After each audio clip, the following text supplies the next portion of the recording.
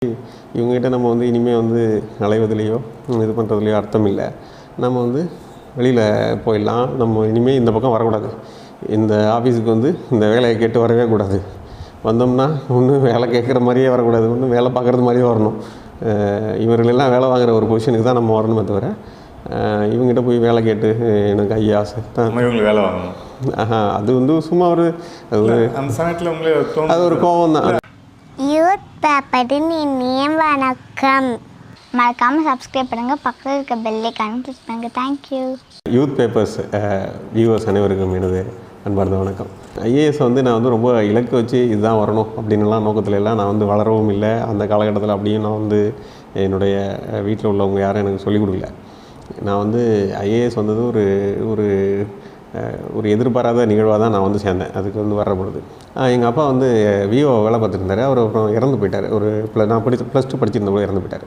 கருணை அடிப்படை வேலைன்னு பேர். அரசு ஊழியர் யாராவது ஒருத்தர் இறந்தால் செத்து போனால் ஒரு வேலை கிடைக்கும். அது இப்போவும் நடைமுறையில் உள்ளது தான். அந்த வேலையை எனக்கு வேணும்னு சொல்லிட்டு எங்கள் குடும்பத்தில் விண்ணப்பித்தோம். அந்த விண்ணப்பத்தை வந்து ரொம்ப பரிசீலனை இருந்துச்சு.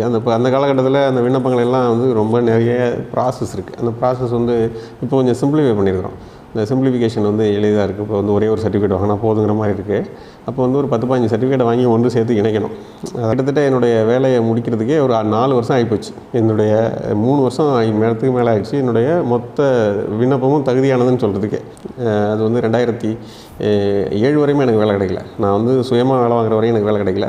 ஸோ அந்த சூழ்நிலையில் தான் நம்ம இந்த வேலைக்கு கிடைக்காது, நம்ம என்ன சொல்லி கேட்டாலும் இது கிடைக்க போகிறதில்ல அப்படின்ற ஒரு முடிவுக்கு வந்து இதை விட்டு நான் வந்து வெளியில் போய் இந்த கருணை அடிப்படையில் இந்த வேலை வேண்டாம், இதை நம்ம தகுதி அடிப்படையில் நம்ம தேடுவோம் அப்படின்ற ஒரு முடிவுக்கு வந்து ஒரு மாலை ஒரு நல்ல ஈவினிங் இருக்கும். நான் ஏதோ ஒரு முக்கியமான ஒரு பேப்பரை எடுத்துகிட்டு வந்து அதை வந்து வேறு ஒரு மாவட்டத்தில் எங்களுக்கு வேலை கிடைக்குமா அப்படின்னு சொல்லி முயற்சி பண்ணிகிட்டு இருந்தோம். அந்த முயற்சியில் எந்த மாவட்டத்தில் தான் வேகன்சி இல்லை, அடுத்த மாவட்டத்தில் வேலை கிடைக்கிறதுக்கு வாய்ப்பு இருக்குது, எங்களை எல்லாம் அங்கே அனுப்பிவிடுங்கிற மாதிரியான ஒரு முயற்சியில் ஈடுபட்டுருந்தோம். அப்போ வந்து அது தோல்வியில் முடிஞ்சிடுச்சு. அது என்ன காரணம்னு தெரியல. அந்த மாவட்டத்தில் எடுத்துக்கிறேன்னு சொன்னாங்க, அப்புறம் வேணான்னு விட்டுட்டாங்க. அப்போ போய் அப்படி வர்ற பொழுது அப்போது இருந்த ஒரு அலுவலர் வந்து ரொம்ப ஹர்ட் பண்ணுற மாதிரி பேசிட்டார். நீங்கள் என்ன பண்ணாலும் ஆகாது, எதாக இருந்தாலும் எங்கிட்ட தான் வரவங்க மாதிரி ஒரு மாதிரி ஹர்ட் பண்ணுற மாதிரி பேசிட்டார். இவங்ககிட்ட நம்ம வந்து இனிமேல் வந்து அலைவதிலையோ இது பண்ணுறதுலையோ அர்த்தம் இல்லை. நம்ம வந்து வெளியில் போயிடலாம். நம்ம இனிமேல் இந்த பக்கம் வரக்கூடாது. இந்த ஆஃபீஸுக்கு வந்து இந்த வேலையை கேட்டு வரவே கூடாது. வந்தோம்னா ஒன்றும் வேலை கேட்குற மாதிரியே வரக்கூடாது, ஒன்றும் வேலை பார்க்குறது மாதிரியே வரணும். இவர்களெல்லாம் வேலை வாங்குகிற ஒரு பொசிஷனுக்கு தான் நம்ம வரணுமே தவிர இவங்ககிட்ட போய் வேலை கேட்டு எனக்கு ஐயா ஆசை தான் இவங்களுக்கு வேலை வாங்கணும். அது வந்து சும்மா ஒரு அந்த சமயத்தில் உங்களே அது ஒரு கோபம் தான். உங்களே அந்த சொல்லுவாங்க, சமூகம் தான் நம்ம உருவாக்குன்னு சொல்லுவாங்க சார். ஆமாம், அது மாதிரி ஒரு இதில் இந்த அலுவலகத்துக்கு வந்து வேலை கேட்குற ஒரு ஆளாக வரமாட்டேன். இப்போ இந்த நிகழ்ச்சியில் இந்த மாதிரி ஒரு கட்டத்தில் ஒரு ஹர்ட்டாகி இதுக்கு பிறகு நம்ம இந்த ஆஃபீஸுக்கு வரக்கூடாது அப்படின்னு சொல்லி கலெக்டர் ஆஃபீஸ்லேருந்து வெளில வந்துட்டோம். வெளில வந்ததுக்கு பிறகு நான் வந்துட்டு அதுக்கப்புறம் போய் படிக்க ஆரம்பித்து ரொம்ப நீண்ட போராட்டத்தில் நம்மளுக்கு ஒரு குரூப் 4ல் ஒரு ஜூனியர் அசிஸ்டன்ட் வேலை கிடைக்குது. இந்த குரூப் 4 வேலை கிடச்சிட்டு எனக்கு ஃபஸ்ட்டு நான் குரூப் 4ல் பக்கத்து ஆஃபீஸில் தான் ஜாயின் பண்ணேன். என்னுடைய கலெக்டரேட்டுக்கு பக்கத்தில் உள்ள ஆஃபீஸில் டிஸ்ட்ரிக்ட் போலீஸ் ஆஃபீஸ் எஸ்பி ஆஃபீஸில் தான் ஜாயின் பண்ணேன். இதே வேலைக்கு தான் நானும் முயற்சி பண்ணிட்டே இருந்தேன் ரொம்ப காலமாக. அந்த வேலைக்கு தான் கிடச்சிருச்சு. ஸோ மை ஜாப் இஸ் சாட்டிஸ்ஃபைடுன்னு அந்த இடத்துட்டே வந்திருக்கணும். பட்டு நான் வந்துட்டு அன்றைக்கி பக்கத்து ஆஃபீஸில் ஜாயின் பண்ணிட்டு அப்புறம் ஒரு லெட்டர் வந்து எழுதிட்டு வந்தேன். நான் வந்து எழுதிட்டு வந்து அப்போது அங்கே பிஹெச்சியாக இருந்தார் ஒரு ஆஃபீஸர், உயர்ந்த அலுவலர் தான். அவர்கிட்ட வந்து எழுதி கொண்டு வந்து கொடுத்துட்டேன். பிஹெச்சி தான் எங்களுடைய அப்பாயிண்டிங் அத்தாரிட்டி. சார், நான் வந்து கருணை அடிப்படையில் வேலையை கேட்டு இவ்வளோ காலமாக காத்திருக்கேன். 1997 எங்கள் அப்பா இறந்து 2007 வரையும் காத்திருக்கேன். நான் இப்போ வந்து வேலை எனக்கு கிடச்சிருச்சு, அரசாங்க வேலை கிடச்சிருச்சு. அரசாங்க வேலை கிடச்சிருச்சுன்னா நீங்கள் கொடுக்க மாட்டீங்க. எனவே நான் இந்த கருணை அடிப்படையில் வேலை கேட்டு வந்த அந்த வேலை அப்ளிகேஷனை நான் வித்ட்ரா பண்ணிக்கிறேன். இனிமேல் நான் அப்ளிகேஷனை பரிசீலனை பண்ணாதீங்க. இதுவரையும் காட்டிய கருணைக்கு ரொம்ப நன்றி அப்படின்னு எழுதி கொடுத்துட்டேன். அவர் படிச்சுட்டு ரொம்ப அவர் இருக்கா சார், அதே போஸ்டிங் இருந்தாரா சார் அவர்? அதுக்கு பிறகு ஒரு உயர் அலுவலராக இருக்கார். இப்போ அவருக்கு தெரியாது. நான் தான் அப்போ இருந்தாலும் கேட்குறேன் சார். அப்போது இருந்தார். உங்களுக்கு நோ சொன்னவர் அப்போ இருந்தாலும் கேட்குறேன் சார். இல்லை, அவர் நோ சொல்லலை. அவர் இது விஷயம் அப்படி இல்லை. இப்போ நான் ஒரு 5 வருஷம் கழிச்சுல வர்றேன். எனக்கு நோ சொன்னவரெல்லாம் போயிட்டாங்க. அவன் பல இடத்துல ட்ரான்ஸ்ஃபர் ஆகிருப்பாங்க, ரிட்டையர்ட் ஆகிருப்பாங்க, இப்படி பல ப்ரொமோஷன் ஆகிருப்பாங்க, இப்படி பலது போயிருப்பாங்க. But system is there. தபால் எழுதுறீங்க. நான் யாருக்கு சொல்ல முடியும்? ஏதோ ஒரு அந்த இடத்துல இருந்த ஒரு அலுவலருக்கு சொல்ல முடியும். ஸோ அவர்கிட்ட எழுதி கொடுத்தோன்னே அவர் இப்படி போய் ஷாக்காகி பார்த்தார். அப்புறம் வந்து அவர் வந்து ஒரு சீனியர் ஆஃபீஸர். அவர் ப்ரெசென்ட்டாக ஒரு ஐஏஎஸ் ஆஃபீஸராக இருக்கார், சீனியர் ஐஏஎஸ் ஆஃபீஸர். ஸோ அவர்கிட்ட நான் வந்து யூபிஎஸ்சி இன்டர்வியூ போகிற சம்மந்தமெல்லாம் அவர்கிட்ட பேசியிருக்கேன் ஏற்கனவே. அவர் பார்த்துட்டு, தம்பி நீங்கள் வந்து அங்கே பார்த்துருக்கீங்களா அப்படின்னு சொல்லிட்டு அவரை நான் ஐடென்டிஃபை பண்ணிவிட்டு ஒரு வாழ்த்துக்கள், நல்லா பண்ணுங்க தம்பி, நீங்கள் போயிட்டு யூபிஎஸ்சி படிங்க அப்படின்னு சொல்லி அவர் என்னை விஷ் பண்ணி அனுப்பிச்சி விட்டார். அவர் என்ன டினே பண்ணல, பட் இருந்தாலும் நான் எழுதி கொடுத்த பார்த்து ஒரு மாதிரி ஷாக் ஆகினாங்க எல்லோரும். அதாவது நீங்கள் இதுவரையும் காட்டிய கருணைக்கு நன்றி அப்படின்னு எழுதியிருந்தேன். ஒரு மாதிரி ஒரு இது அப்புறம் எழுதிட்டு அப்புறம் வந்துட்டோம். அப்புறம் அடுத்தடுத்து யூபிஎஸ்சி ஜேர்னி, அப்புறம் அடுத்த ஜேர்னி வந்துடுச்சு. இதுதான் இந்த எக்ஸ்பீரியன்ஸு. ஒரு ஒரு சின்ன கோபத்தினால் ரௌத்திரத்தினால் எடுக்கிற முடிவு தான். நான் இப்போ இருக்கிறது ஒரு 8வது போஸ்டிங்ஸ், என்னுடைய 8வது டைரக்ட்லி ரெக்ரூட்டட் போஸ்டிங்ஸு. இடையில நிறைய ட்ரான்ஸ்ஃபர்ஸ் எல்லாம் இருக்கேன், அது வேறு வேலைகள். 7 டைம் எக்ஸாம் இதுக்கு முன்னாடி எழுதி 7 டிஃப்ரெண்ட் போஸ்டிங்ஸ் போயிருக்கேன்.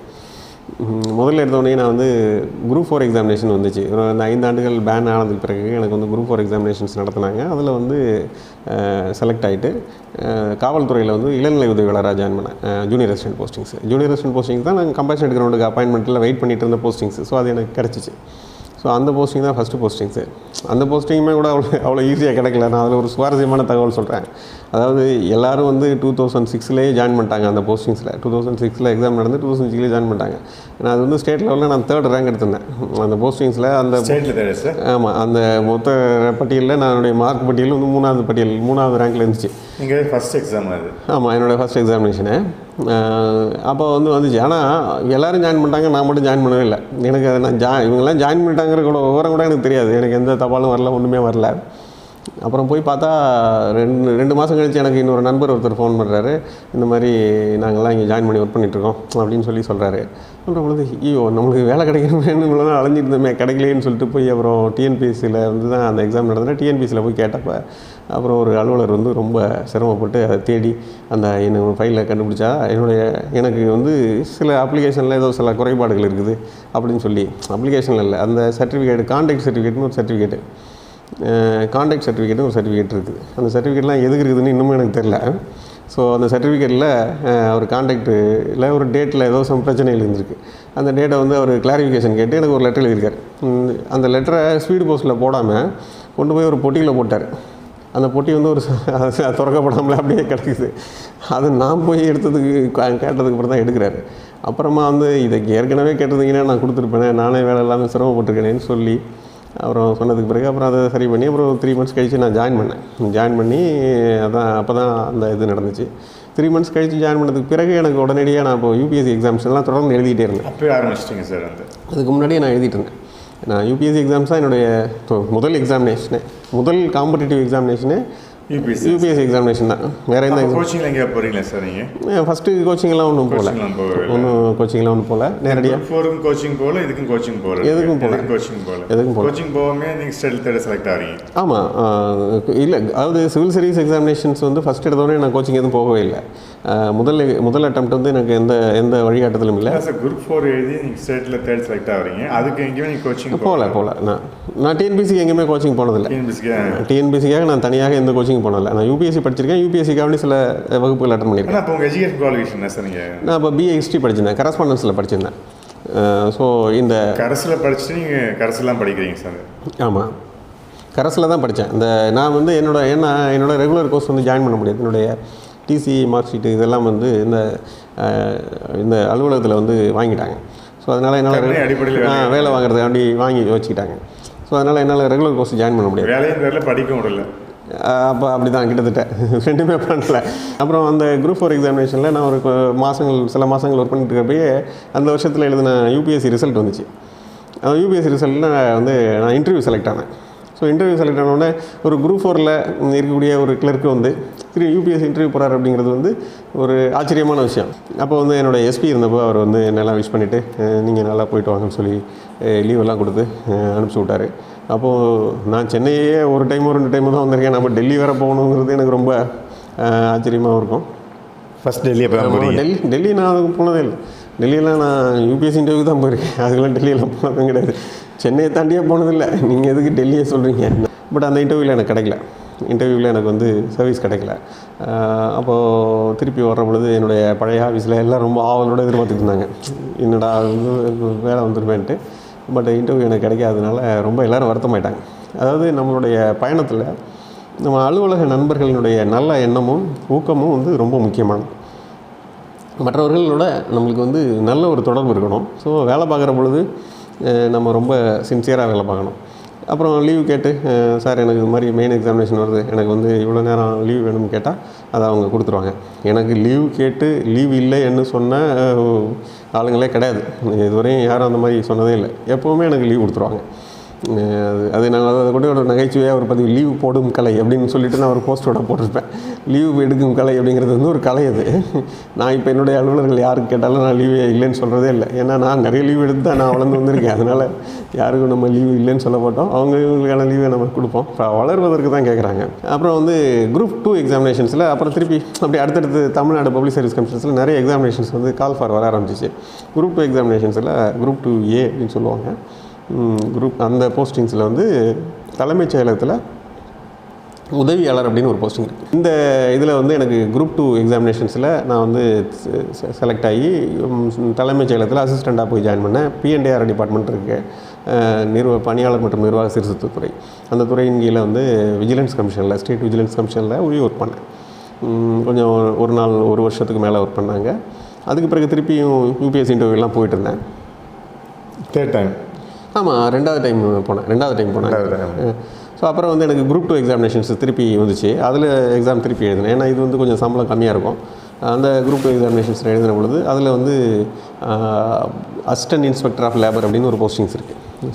சாரி அசிஸ்டன்ட் இன்ஸ்பெக்டர் இன் LF ஆடிட் டிபார்ட்மெண்ட் சொல்லிட்டு ஒரு போஸ்டிங், லோக்கல் ஃபண்ட் ஆடிட், உள்ளாட்சி நிதி தணிக்கை துறையில் உதவி ஆய்வாளர் அப்படின்னு ஒரு பணி. ஸோ அந்த பணிக்கு செலக்ட் ஆகிட்டு தஞ்சாவூரில் போயிட்டு கொஞ்சம் நாள் வேலை பார்த்தேன். ஒரு 1.5 இயர்ஸ்க்கு மேலே தஞ்சாவூரில் ஒர்க் பண்ணேன். அந்த சூழ்நிலையிலையும் திருப்பி நான் UPSC எக்ஸாம் எழுதிட்டு தான் இருந்தேன். மெயின்ஸ் எழுதுவேன், இன்டர்வியூ போவேன், மெயின்ஸ் எழுதுவேன், இன்டர்வியூ போவேன். இது என்னுடைய ரெகுலர் பிஸ்னஸ் ஆகிப்போச்சு.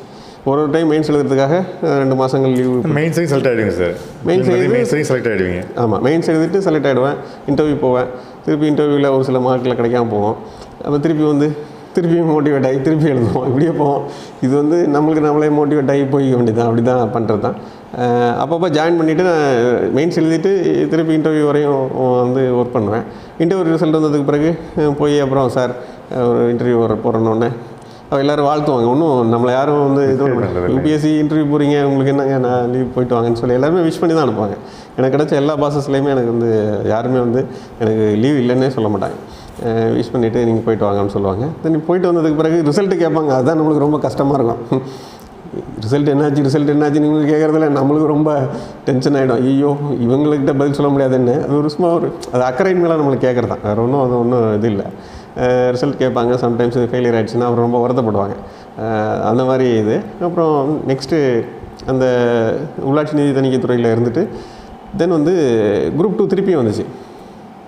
அந்த குரூப் 2 எக்ஸாம் எழுத வேணாம் அப்படின்னு நான் நினச்சேன். ஆனால் நான் அது வந்து ஒரு விருப்பப்பட்டு அதில் ஒரு போஸ்டிங்ஸ், அதில் ஒரு முக்கியமான போஸ்டிங்ஸு, எனக்கு பிடிச்ச போஸ்டிங்கு. அதனால் அது இருந்துச்சு.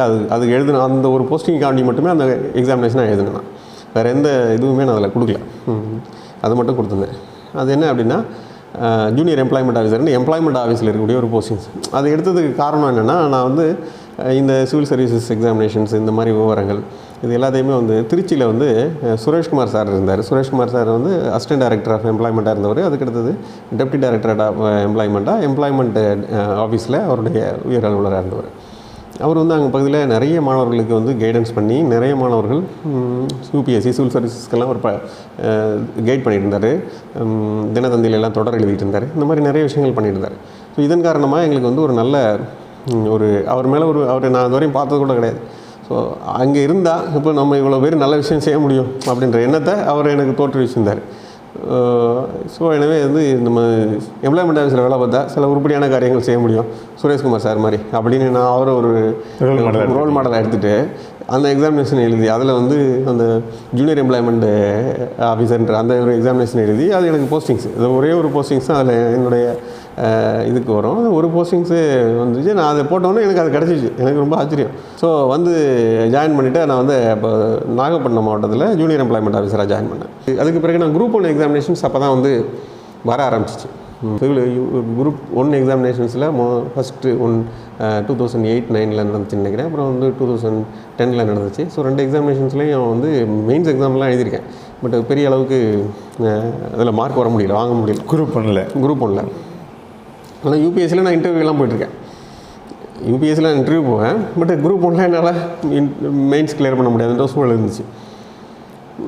அப்புறம் வந்து இது என்ன பிரச்சனை இருக்குது அப்படின்னு சொல்லி அப்புறம் நம்ம ஸ்ட்ராட்டஜியை வந்து யோசனை பண்ணி பார்க்குற பொழுது அப்போ யூபிஎஸ்சியினுடைய தன்மை வேறு, குரூப் 1 தன்மை வேறு கொஞ்சம் அப்படின்னு புரிஞ்சுக்கிட்டு இதுக்கு என்ன நம்ம மாற்றம் பண்ணணும் அப்படின்னு சொல்லி அப்போ வந்து நானும் என் நண்பர் வந்து முத்தமிழ்னு சொல்லிட்டு இருந்தார். இப்போது அடிஷ்னல் எஸ்பியாக இருக்கார், கடலூரில் இருக்கார்.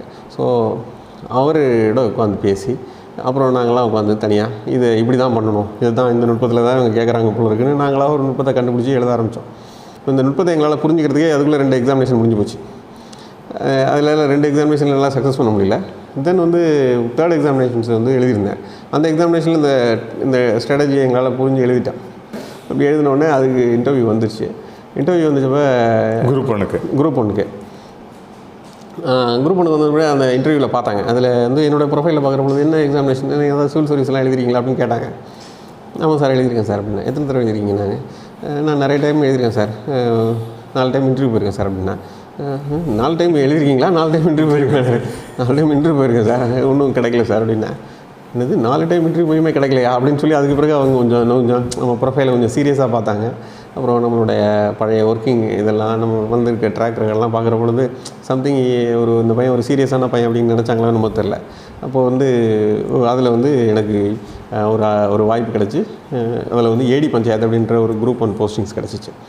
குரூப் 1 போஸ்டிங்ஸ் வந்து ஏடி பஞ்சாயத்து வந்து நான் வந்து திருவாரூர் மாவட்டத்தில் ஜாயின் பண்ணேன். திருவாரூர் மாவட்டத்தில் ஜாயின் பண்ணிவிட்டு 1 வருஷம் அங்கே ட்ரைனிங். அது முடிஞ்சதுக்கு பிறகு திருவண்ணாமலை மாவட்டத்தில் வந்துட்டு ஏபிஓ எம்ஜி நரேகான்னு சொல்கிற அந்த வேலையையும் அந்த இதுக்கும் அப்புறம் ஏடி பஞ்சாயத்துன்னு செய்யாரில் கொஞ்சம் நாள் ஒர்க் பண்ணேன். ஸோ இது வந்து குரூப் 1 நான் I was satisfied with the job. அது ரொம்ப நல்ல ஒரு பிடித்தமான ஒரு ஜாப்பு. ரொம்ப ரொம்ப ரொம்ப லைக் பண்ணி அதை ஒர்க் பண்ணிகிட்டு இருந்தேன். ஸோ திருப்பியும் குரூப் 1 வந்துட்டு இருந்துச்சு. இதுக்கிடையில் என்னோடய யூபிஎஸ்சி ஜேர்னி வந்து என்னோடய அட்டம்ப்ட் லிமிட்ஸ் வந்து எக்ஸாஸ்ட் ஆகிடுச்சு. 4 தடவை முடிஞ்சிச்சு. 7 டைம் அதோடைய அட்டம்ப்டில் 4 டைம் இன்டர்வியூ போய் முடிச்சிட்டேன். என்னுடைய every attempts is exhausted. So எனக்கு வந்து யூபிஎஸ்சியில் கதவுகள் மூடப்பட்டன.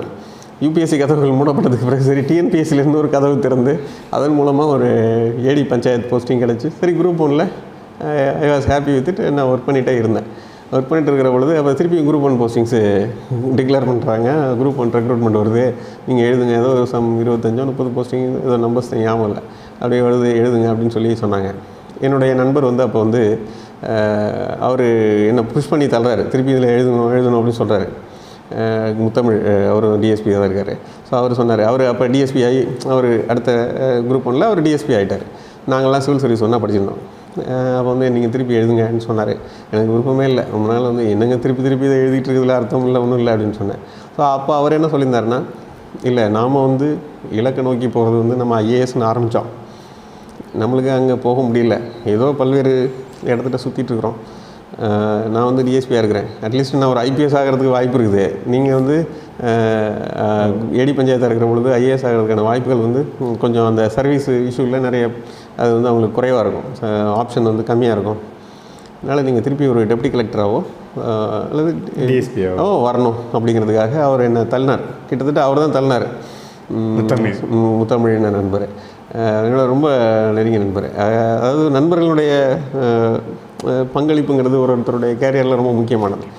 நம்மளுக்கு ஒரு அக்கறை உள்ள நண்பர்கள் அவ்வப்பொழுது தேவை. ரொம்ப நிறைய நண்பர்கள் இல்லைனாலும் கொஞ்சம் பேராவது we need to have it. அவங்களோட டிஸ்கஸ் பண்ணி எடுக்கக்கூடிய முடிவுகள் வந்து நல்லாயிருக்கும். அப்போ நான் வந்து ஏடி பஞ்சாயத்தில் ரொம்ப தீவிரமாக வேலை பார்த்துட்டு இருந்த நேரம்.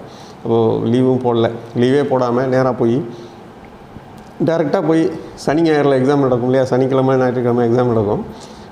திங்கக்கிழமை ஒரு நாள் அடிஷ்னலாக 3 பேப்பர்னு நினைக்கிறேன். ஸோ அது ஒரு எக்ஸாம் நடக்கும், மெயின் எக்ஸாமினேஷன் சொல்கிறேன். அந்த exam group 1 mains interview prelims எல்லாம் நான் எந்த லீவும் போகிறதில்ல. ப்ரிலிம்ஸ் எல்லாம் தானே எழுதி வந்துடுவேன், அது வேறு விஷயம். மெயின்ஸ் எக்ஸாமினேஷனுக்கு தான் கொஞ்சம் படிக்கணும், அதுக்கு கொஞ்சம் திருப்பி ரெஃப்ரெஷ் பண்ணணும்.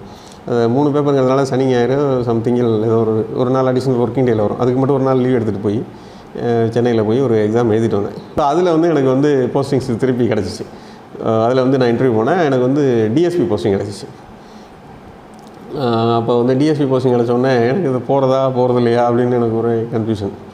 டிஎஸ்பிக்கு போகலாமா, திருப்பி இதிலே இருக்கலாமா, இது ஒரு ஏடி பஞ்சாயத்தில் முன்னாடி போகலாமான்னு கன்ஃபியூஷன். அப்புறம் நண்பர்களோட எல்லாம் ஆலோசனை பண்ணிக்கல, டிஎஸ்பி போங்க, உங்களுடைய கரியர் நல்லாயிருக்கும் அப்படின்னு சொன்னாங்க. ஸோ அந்த அடிப்படையில் டிஎஸ்பி செலக்ட் பண்ணிவிட்டு அப்புறம் டிஎஸ்பி போனோம்.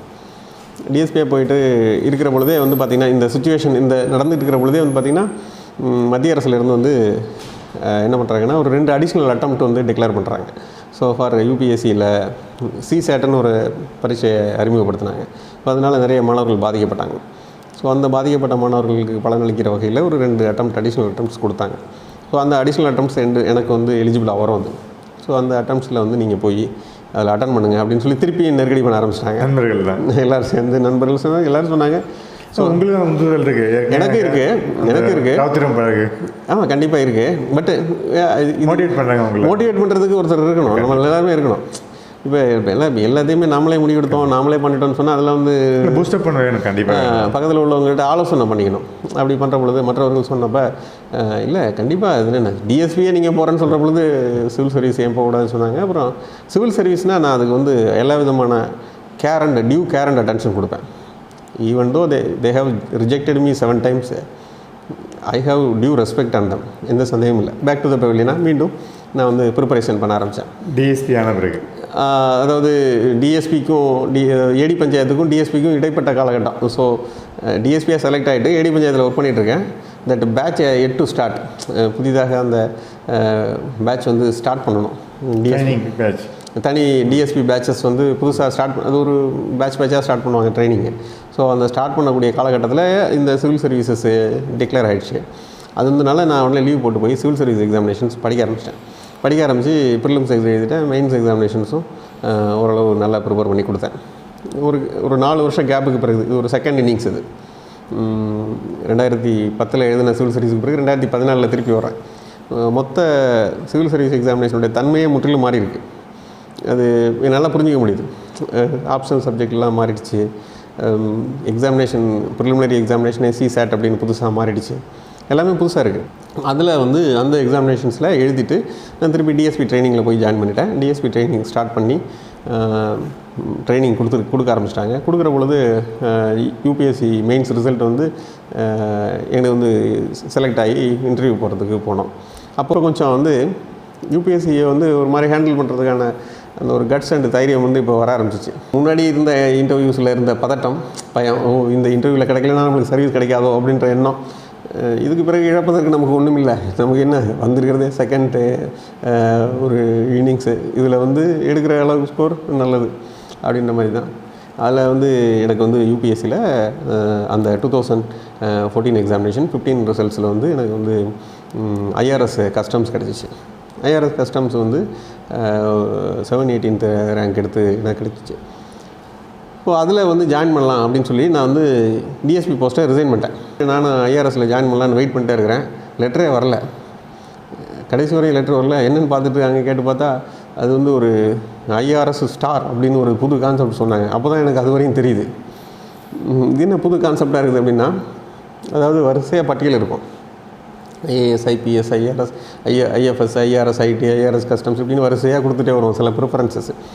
அதில் சில பேருடைய ஒரு ரோலிங் கண்டினியூஸ் வர்ற பொழுது சில பேர் சில டிஸ்குவாலிஃபிகேஷனாலேயோ சில காரணங்கள்னாலேயோ வராமல் போகிறதுக்கு வாய்ப்பு இருக்குது. அப்போ கீழே உள்ள அந்த பதவியில் உள்ளவங்க வந்து அவங்களுடைய ஹையர் ப்ரிஃபரன்ஸுக்கு வர்றதுக்கு சான்சஸ் இருக்குது. அதாவது பார்டர் மாதிரின்னு வச்சுங்களேன், இவர் இந்த சர்வீஸ்லேயும் போகலாம் அந்த சர்வீஸ்லேயும் போகலாம் அப்படிங்கிற மாதிரியான ஒரு பார்டரில் நான் மாட்டிக்கிட்டேன். அந்த பார்டரில் மாட்டிட்டு ஐஆர்எஸ் கஸ்டம்ஸில் இருந்துட்டு ஐஆர்எஸ் ஐடிக்கு போகிறதுக்கான அளவுக்கு சான்சஸ் உள்ள ஒரு நபர் அப்படின்னு ஸ்டார் போட்டு வச்சுட்டாங்க.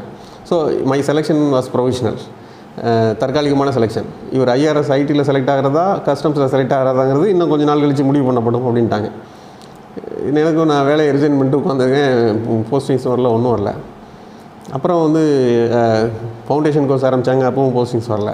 ஸோ ஃபவுண்டேஷன் கோர்ஸ் முடிஞ்சிச்சுனாலும் அதுக்கடுத்து ப்ரொஃபஷனல் கோர்ஸ்னு ஒன்று இருக்குது. அந்த ஐஆர்எஸ் உடைய ட்ரைனிங் இன்ஸ்டியூட்டில் ப்ரொஃபஷனல் கோர்ஸ், அந்த சர்வீஸ் கோர்ஸ், அதில் ஜாயின் பண்ணிக்கலான்னு பார்த்தேன்.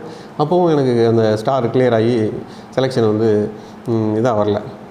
என்ன பெரும் தலைவலியாக இருக்குதுன்னு சொல்லிட்டு மீண்டும் பார்த்துட்டே இருந்தோம். அப்புறம் வரவே இல்லை. அப்புறம் ஊர்லலாம் உண்மையிலேயே செலக்ட் ஆனானா இல்லை சும்மா சுற்றிட்டு இருக்கிறானா அப்படின்னு கேட்க ஆரம்பிச்சிட்டாங்க. அந்த மாதிரி ஒரு யோசனை. இது யாருக்கு சொல்லி புரிய வைக்கிறது? இந்த விஷயத்தை யாருக்குமே சொல்லி புரிய வைக்க முடியாது. ஏதாவது ஸ்டேட் கவர்மெண்ட்டு ஜாப் குரூப் 1 ஜாப்பை விட்டுட்டு ஒரு 3-4 மாதத்துக்கு முன்னால சும்மா வேலை இல்லாமல் இருக்க வேண்டியிருக்கு. இது எப்போ வரும்னு நம்மளுக்கு தெரியல. அப்புறம் ஃபைன் மார்னிங் வந்து ஏதோ கிளியர் ஆகி இவர் ஐஆர்எஸ் கஸ்டம்ஸ் தான் அவர் கிடைக்கும் அப்படின்ற மாதிரி சொல்லிட்டாங்க. சரி நானும் வந்து போய் ஜாயின் பண்ணிடலான்னு சொல்லி நேராக டெல்லிக்கு போய் ஃபரிதாபாத்தில் இருக்க அந்த ஐஆர்எஸ் கஸ்டம்ஸ் இன்ஸ்டியூட் அங்கே போய் நின்று ஜாயின் பண்ணிக்கிறேன் சார்னா. நோ ஆல்ரெடி கோர்சஸ் 6 மாதம் 5 மாதம் முடிஞ்சு போச்சு. இதுக்கு பிறகு எப்படி ஜாயின் பண்ணுறது? உன்னை எங்கேயும் சேர்த்துக்க முடியாது, நீ அடுத்த வருஷம் வா அப்படின்ட்டாங்க. எனக்கு நான் ஒன்றுமே சொல்ல முடியல. நான் அடுத்த வருஷம் வாங்கினா ஏற்கனவே பார்த்த வேலையை விட்டுட்டு வந்து வந்திருக்கேன், நான் அடுத்த வருஷம் வாழ்றீங்க, நான் என்ன பண்ணுறதுன்னு தெரியல அப்படின்னு கேட்டாங்க. இல்லை இது மாதிரி இல்லை, வாய்ப்பெல்லாம் இல்லை இது அப்படின்னு சொல்லிட்டாங்க. அதுக்கு அவங்களுக்கு கேட்ட பொழுது அதுக்கு ஏதோ விதிமுறையில் தான் சொல்லியிருந்தாங்க. சார் இது என்னோட தப்பு எதுவும் இல்லை, இந்த மாதிரி பார்டரில் மாட்டிக்கிட்டதுங்கிறது வந்து நான் எடுத்த மார்க் அடிப்படையில் என்னோட குறைவான மார்க் எடுத்துருக்கவங்களாம் அங்கே ட்ரைனிங்கில் இருக்காங்க, நான் வந்து ஹையர் மார்க் எடுத்திருக்கேன், என்ன விடுங்க அப்படின்னு கேட்டேன். இல்லை செல்லாதுன்ட்டாங்க. சரி அப்புறம் வந்து எனக்கு சொல்லி பார்த்தேன், என்னால் முடியல. அதுக்கு பிறகு நான் ஒரு முடிவு பண்ணேன். ஒன்று இந்த ஐஆர்எஸில் ஜாயின் பண்ணிட்டு தான் நம்ம டெல்லியை விட்டு போகிறது, இல்லைன்னா போகிறதில்ல, இங்கே தான் உட்காந்துக்கிறது அப்படின்னு முடிவு பண்ணிட்டு தென் வெண்ட் அண்ட் மீட் நம்ம அந்த சிபிஇசின்னு சொல்லிட்டு ஐஆர்எஸோடைய சேர்மனாக இருக்கவர், central board of exam and customs and excise. So அங்கே அந்த சேர்மனை போய் பார்த்து சார் இந்த மாதிரி நான் தமிழ்நாட்டிலேருந்து வந்திருக்கேன், already I was working as DSP, நான் அதெல்லாம் ரிலீவ் ஆகிட்டு இப்போ வந்து I was waiting for this post, வேலை இல்லாமல் இருக்கேன். இப்போ போய் திருப்பி என்னை வந்து அடுத்த வருஷத்துக்கு வாங்கன்னு சொல்லி அனுப்புகிறாங்க. அடுத்த வருஷம் தான் நான் 1 வருஷம் வேலை இல்லாமல் இருக்கணும். இது ரொம்ப கஷ்டமாக இருக்குது சார். இது நான் வந்து எந்த தப்பும் பண்ணல, இது சம் அட்மினிஸ்ட்ரேட்டிவ் ரீசனால் ஏற்பட்டிருக்க விஷயம், டிஓபிடிஓ அல்லது வேறு ஏதோ நிர்வாக காரணங்களால் ஏற்பட்டிருக்கு. I am not responsible for it, please கன்சிடர்னு அவர்கிட்ட கெடுத்தோன்னே அவர் உடனே கன்சிடர் பண்ணார். So some good officers are there. அதை வந்து ஆமாம் இந்த பையன் என்ன தப்பு பண்ணார், இவர் ஒன்றுமே தப்பு பண்ணல, இது ஏதோ முன்னாடி லிஸ்ட் ரேங்க் போடுறதுல அதில் ஏற்பட்ட நிர்வாக கோளாறுகள்னால அப்படி ஆகிப்போச்சு, எனவே அவரை சேர்த்துக்குங்க அப்படின்னு சொல்லி அவர் அங்கேருந்து ஒரு தகவலை இங்கே இந்த பயிற்சி நிறுவனத்துக்கு ஒரு உத்தரவை பிறப்பிச்சிட்டார். பிறப்பித்த உடனே திருப்பி வந்து அப்புறம் அவர் சொன்ன உடனே இவங்க வேறு வழி இல்லாமல் சேர்த்துக்கிட்டதே பயங்கர கோவத்தோடு தான் சேர்த்துட்டாங்க. ஈகோ வந்துருக்காங்க அவங்களுக்கு. ஆமாம், எங்களையெல்லாம் மீறி போய் நீ வந்து ஜாயின் பண்ணிட்டியா, இந்த வரலாற்றில் இந்த மாதிரி ஒருத்தர் இடையில வந்து ஜாயின் பண்ணதே இல்லை, உனக்கு எந்த பாடத்தை நடத்துறதுன்னே தெரியல, உனக்கு முன்னாடி போன பாடத்தை நடத்துறதா பின்னாடி போன எதுன்னே தெரியல எனக்கு அப்படின்னு சொல்லி என்னை வந்து ஒரு மாதிரி கன்ஃபியூஷனாக சேர்த்துட்டாங்க. நான் எதையாவது நீங்கள் சொல்லுங்கள் நான் சேர்ந்துக்கிறேன்னு சொல்லி சேர்ந்துட்டேன். ஸோ அதில் அப்புறம் நடத்திட்டே இருந்தாங்க. அதுக்கு அடுத்தது வந்து நான் அடுத்த செகண்ட் அட்டம்ப்டாக அந்த என்னுடைய 2வது அட்டம்ப்ட்டு கொடுத்துருந்தேன். அதில் அந்த இந்த மீன்வெல் இந்த பீரியடில் நான் வேலை இல்லாத பீரியட், அந்த பீரியடுகள் அதெல்லாம் நான் ஒரு வாய்ப்பாக எடுத்துக்கிட்டேன். எனக்கு வேலை இல்லை, நான் ரிலீவ் ஆகிட்டு உட்காந்துருக்கேன். அந்த பீரியட்லலாம் என்னுடைய அடுத்த அட்டம்ப்ட் வந்துருச்சு. அந்த attempt next final attempt. So அந்த ஃபைனல் அட்டம்ப்ட்டை இது நீங்கள் ஐஆர்எஸ் செலக்ட் ஆகி கூட அதில் போய்ட்டு நீங்கள் ஜாயின் நெக்ஸ்ட்டு அது எப்போவுமே continuous examination, civil service examination ஒன்று முடிஞ்சு ஒன்றும் இல்லை, அது நடந்துகிட்டு இருக்கிற பொழுதே அடுத்த எக்ஸாமினேஷன் ப்ரிலிமினரி முடிஞ்சிருக்கும். ஸோ அந்த அப்படியே வந்துகிட்டே இருக்கும், ஒரு கண்டினியூஸ் எக்ஸாமினேஷன், எல்லாத்தையும் நம்ம அதை எழுதிக்கிட்டே இருக்கணும். அது அப்படி ஒரு இது அது செலக்ட் ஆகிட்டு இருந்தாலும் கூட அந்த ப்ரிலிமினரி எக்ஸாமினேஷன் நம்ம தயாராகி எழுதி மெயின் எக்ஸாமினேஷன் எழுதி ரெடியாகி அப்புறம் இருந்த பொழுது இன்டர்வியூ வந்துச்சு. இப்போ இன்டர்வியூவும் அட்டன் பண்ணிட்டோம்.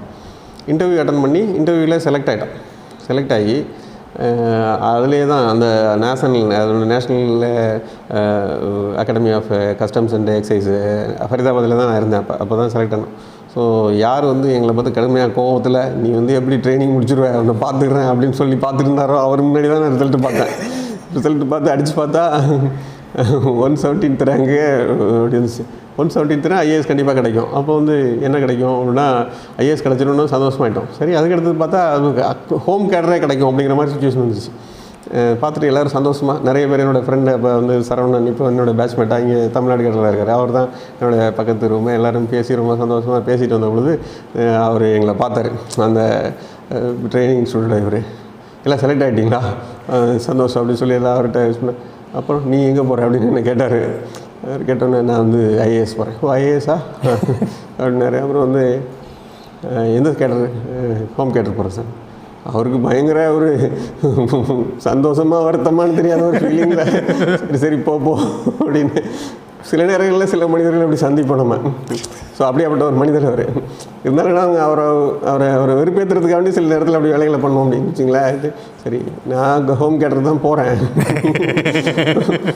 அப்படின்னு சொல்லிட்டு வந்து சேர்ந்துட்டோம். அப்புறம் வந்து அப்புறம் அதில் அதை முடிச்சுட்டு அதோடைய ட்ரைனிங்கை அப்படியே பிரேக் பண்ணிவிட்டு தென் வந்து ஐஏஎஸோடைய ஃபவுண்டேஷன் கோர்ஸ் ட்ரைனிங்கு போனோம். ஃபவுண்டேஷன் கோர்ஸ் வந்து அப்புறம் அதுக்கு பிறகு 91st ஃபவுண்டேஷன் கோர்ஸு. ஸோ அதை முடிச்சுட்டு ஐஏஎஸோடைய ட்ரைனிங்கிறது ஒரு லாங் பயணம்.